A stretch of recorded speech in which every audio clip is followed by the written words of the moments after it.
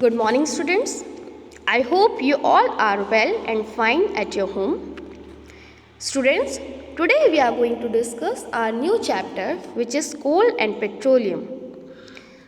First, we will learn about what is coal and what is petroleum. Students, coal and petroleums are hydrocarbons. Means coal and petroleum is the mixture of hydrocarbons, hydrogen and carbon. Okay. We use various material for our basic need. Some of them are found in nature and some have been made by human efforts. We use daily different kind of materials like table, chair, rubber, plastic, okay, petrol, water, sunlight, okay. Some found in nature sources, some found in natural sources like air, water. These all are found in natural resources, but some have been made by human efforts. But कुछ ऐसे होते हैं जो human efforts से हमें मिलते हैं, जैसे आपके प्लास्टिक हो गए, फाइबर हो गए, they all are made by human efforts. And student, those material which is made by human efforts called synthetic material. Okay, those material which is made by human efforts called synthetic material. Okay, there is an activity which is divided in two columns, natural resources and man-made resources. So you have to classify what is natural resources and what is man-made resources. Okay, so it is your homework.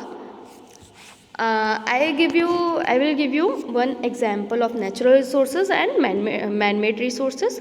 First, natural resources like air, okay, and man-made resources like fiber. Okay, अब आपको इस activity को complete करना है. At least 5 natural and 5 man-made resources आपको लिखने हैं. Okay, does this list include air, water, soil and minerals? क्या जो ऊपर एक्टिविटी की जो लिस्ट दी हुई है उसमें एयर, वाटर, सॉइल और मिनरल इंक्लूड होंगे? Since all these are obtain from nature. Obvious सी चीज़ है, जो air, water and soil, minerals हैं ये हम किससे ऑब्टेन करते हैं? ये नेचर से ऑब्टेन करते हैं. Okay, that is why we called as natural resources. इसलिए हम इसे क्या बोलते हैं? Natural resources. Okay, can air, water and soil be exhausted by human activity? What is the meaning of exhausted? Exhausted means एक बार यूज़ हो जाए तो हम दोबारा उसे यूज़ ना कर सकें, मतलब रीयूजेबल ना हो वो, या फिर ख़राब हो जाना. ठीक है, तो can air, water and soil be exhausted? No, air, water and soil be not exhausted. It is inexhaustible natural resources. मतलब हम इसे दोबारा यूज़ कर सकते हैं. Okay, you have already studied about water in class 7. आपने वाटर के chapter में इसे 7th में स्टडी किया है. In the light of availability of various resources in nature, natural resources can be broadly classified into 2 kinds. Natural resources को 2 kinds में classified किया गया है. First is inexhaustible natural resources and second is exhaustible natural resources. Okay, first is inexhaustible natural resources. तो inexhaustible natural resources mean होता है students कि जिसे हम एक बार यूज़ करके दोबारा यूज़ कर सकते हैं. ठीक है, वो आपके क्या हो जाते हैं? इनएग्जॉस्टेबल. मतलब एयर, वाटर ये सभी हम एक बार यूज़ कर सकते हैं, बट हम इन्हें दोबारा भी यूज़ कर सकते हैं. सनलाइट, ठीक है, सनलाइट क्या होती है? हमें डेली लाइफ में डेली हम क्या करते हैं? हमें ऑब्टेन होता है. वाटर हम डेली ऑब्टेन कर सकते हैं. Air, we are surrounded in air sources. Okay, exhaustible natural resources. What is the meaning of exhaustible? means spoil कर देना, यानी स्पॉइल हो जाना, एक बार यूज़ हो जाए तो उसको दोबारा हम यूज़ ना कर सकें, वो कहलाते हैं आपके exhaustible. Like the amount of these resources in nature is limited. Means exhaustible natural resources is limited in nature. They can be exhausted by human activity.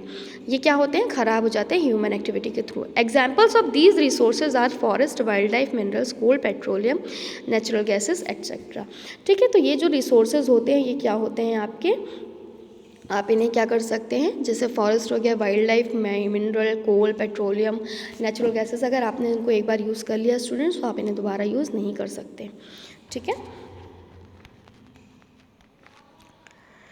assume that the eatable in the container represent in the total availability in exhaustible natural resources like coal, petroleum or natural gases. Each group may have a different consumption pattern. Are the earlier generation of any group too greedy? It may be that the earlier generation in some group were concerned about the coming generation and left something for them.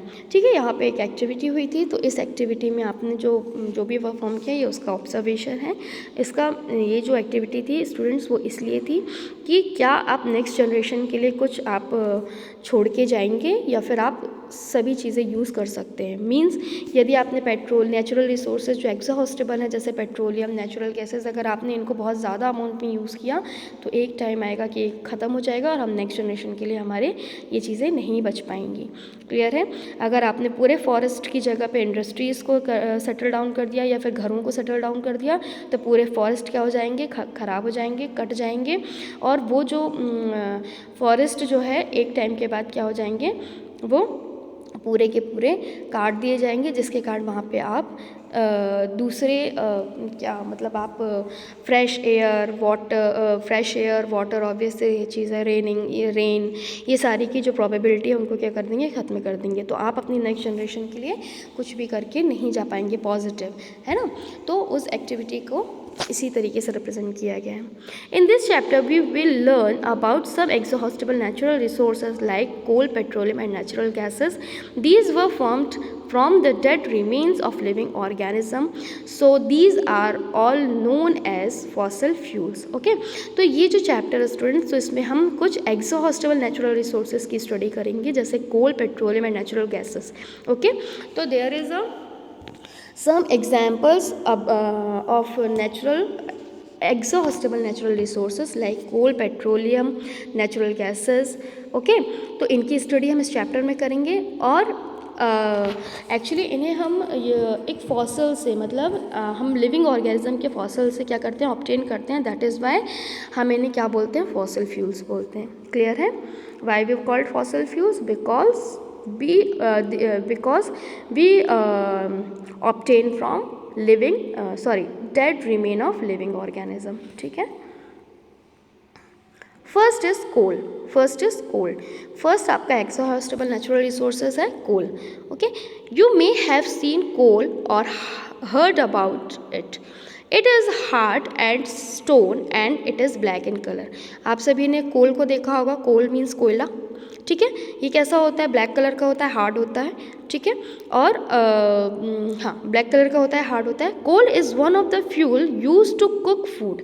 कोल जो होता है उसका use कहाँ पे किया जाता है, food को कुक करने के लिए.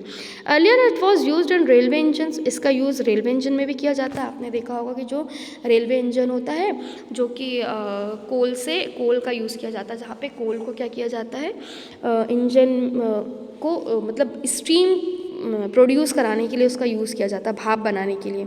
ठीक है, मीन्स आप कोयले को डालते हैं और उससे इतनी ज़्यादा हीट प्रोड्यूस होती है कि वो इंजन को क्या करती है, चलाने में हेल्प करती है. ठीक है, उससे इतनी ज़्यादा लाइट या एनर्जी रिलीज़ होती है.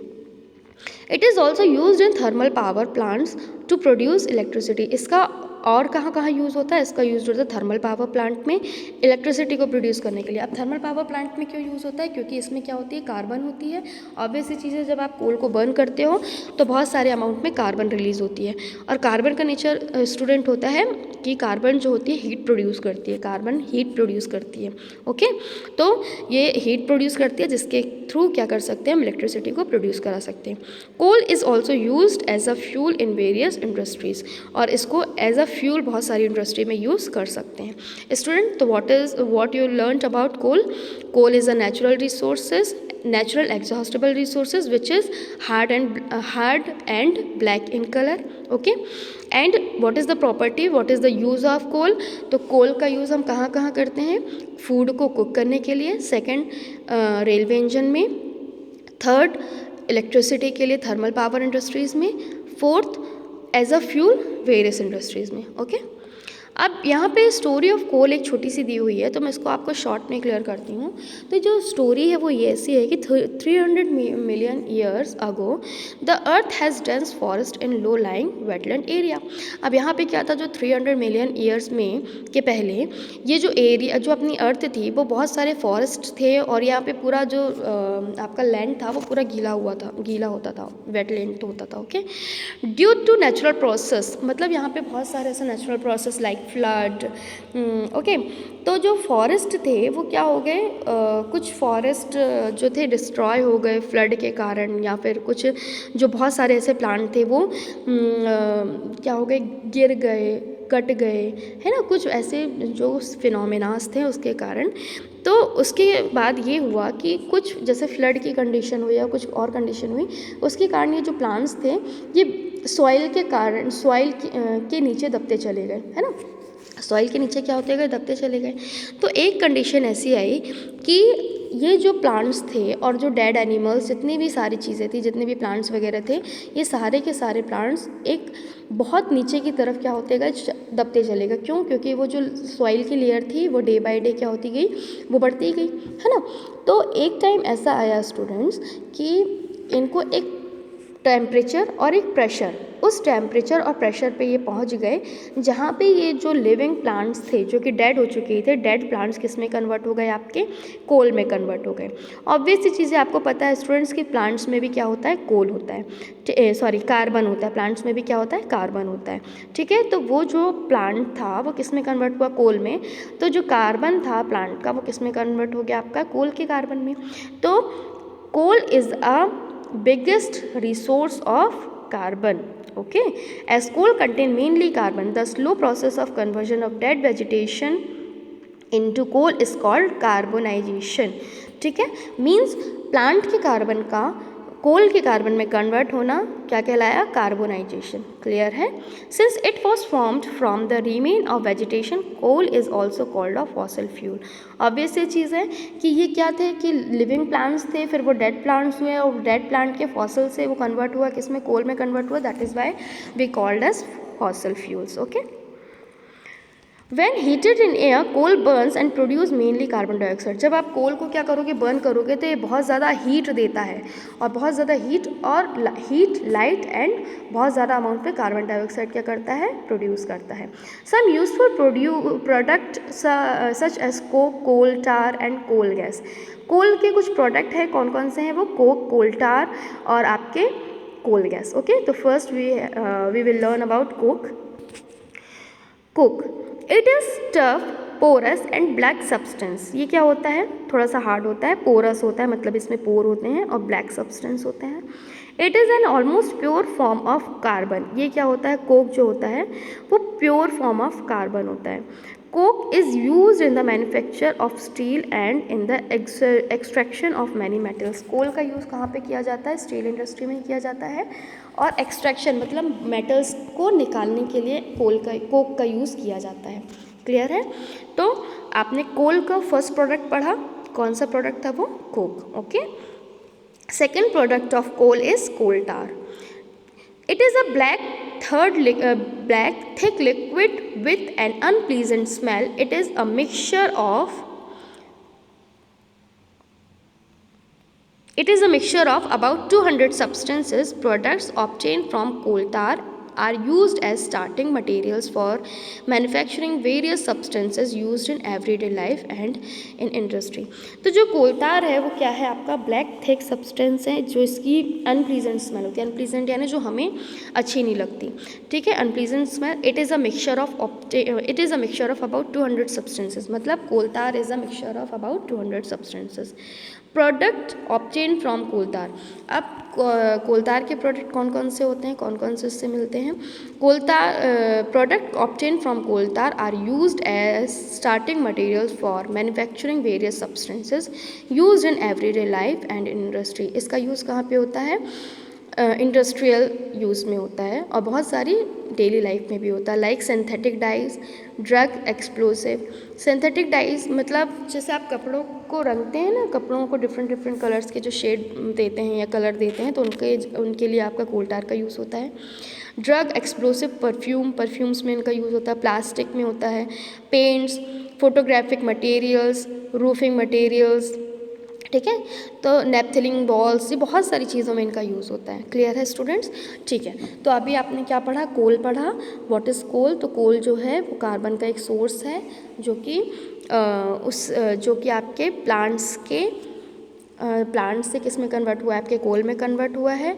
तो प्लांट के कार्बन का कोल के कार्बन में कन्वर्ट होना कार्बोनाइजेशन कहलाता है, ठीक है। उसके बाद आपने कोल के क्या पढ़े? यूजेस पढ़े। तो कोल के यूजेस कहाँ कहाँ होते हैं? इंडस्ट्री में होता है, इलेक्ट्रिसिटी बनाने के लिए होता है, रेलवे इंजन्स में होता है उसका यूज़, ठीक है। उसके बाद आपने कोल के प्रोडक्ट्स पढ़ रहे हैं आप, तो जिसमें आपने कोक को पढ़ा, उसके बाद कोल टार को आपने देखा। क्लियर है? Third one is coal gas. Okay, third one क्या है आपका? Coal gas. Coal gas is obtain during the processing of coal to get coke, ठीक है। कोल गैस क्या होती है? जब आप कोल को कोक में कन्वर्ट करते हो तो वो क्या बनता है आपका? जब कोल जो है कोक में आपके कन्वर्ट होता है तो जो गैस प्रोड्यूस होती है स्टूडेंट्स, उसे हम बोलते हैं कोल गैस। बिकॉज कोल जो है, coal which is converted into coke, और कोल का कन्वर्जन जब कोक में होता है तो जो गैस प्रोड्यूस होती है called coal gas. Okay, it is used as a fuel in many industries situated near the coal processing plants। Clear है? इसका यूज़ कहाँ करते हैं? बहुत सारे इंडस्ट्रीज़ में किया जाता है। Coal gas was used for street lighting. Coal gas का यूज़ कहाँ करते हैं? स्ट्रीट लाइटिंग के लिए। For the first time in London in 1810, New York around 1820, nowadays it is used as a source of heat rather than light। Clear है? तो इसका use किस में किया जाता है? स्ट्रीट लाइट के लिए किया जाता है। सबसे पहले इसका यूज़ कहाँ हुआ था? लंदन में 1810 में। In New York around 1820, nowadays it is used as a source of heat rather than light। Okay, clear है? तो सबसे पहले इसका यूज़ हुआ था लंदन में, फिर इसका यूज़ हुआ था यूएसए में। ओके, तो आपका एक टॉपिक यहाँ पे कंप्लीट हुआ। आपने अभी इंट्रोडक्शन पोर्शन देखा। इंट्रोडक्शन पोर्शन में आपने क्या देखा? What is natural resources, what is man made resources. Man made resources are also called as synthetic resources. Clear है? उसके बाद आपने क्या देखा? What is coal and how we can obtain coal, ठीक है। तो आपने देखा कि कोल कैसे फर्स्ट आपने जो एग्जॉस्टेबल रिसोर्सेज था उसमें क्या देखा? कोल। व्हाट इज़ कोल? तो कोल की स्टडी की। फिर कोल के हमने जो प्रोडक्ट थे, कोल के कौन कौन से प्रोडक्ट थे students? Coke, coal tar and coal gas, हमने उसकी स्टडी की, ठीक है। तो ये हमारा एक टॉपिक पूरा का पूरा कंप्लीट हो गया है। अब नेक्स्ट टॉपिक हम स्टडी करेंगे पेट्रोलियम, ठीक है। तो वो हम नेक्स्ट वीडियो में डिस्कस करेंगे।